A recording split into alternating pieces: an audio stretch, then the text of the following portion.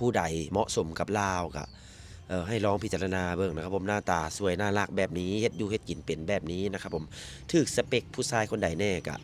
ให้ติดต่อทางไอบาวเดตใดเลยแม่นบ่โดยเดี๋ยวไอ้เบาเดชสิแปะลายไว้ทางข้างนะครับผมสมมุติว่าคนฮักในทางต่างประเทศบ่เป็นประเทศลาวอย่างเดียวนี่เจ้าเปิดใจฮับบ่ครับ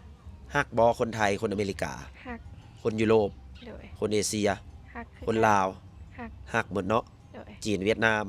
ได้เบิดคือเปิดเนาะอันนี้นะโดยเปิดของจริงเปิดทั่วโลกเลยนะครับผมพี่น้องใครสนใจน้องอยากล่มคุยน้องนะครับผมให้มาหาเบาเดชได้สิพามาคุยเนาะบ่ได้แม่นว่าพาน้องไปหาเจ้าได้พี่น้องเอ้ยเนาะ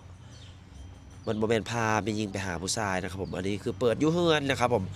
อยากให้ผู้บ่าวมาลมมาคุยมาช่วยเหลือเนาะน้องเพิ่นยังทุกข์ยังจนแล้วก็ว่าไปช่วยเหลือทางเฮือนซานเพิ่นเนาะยังจน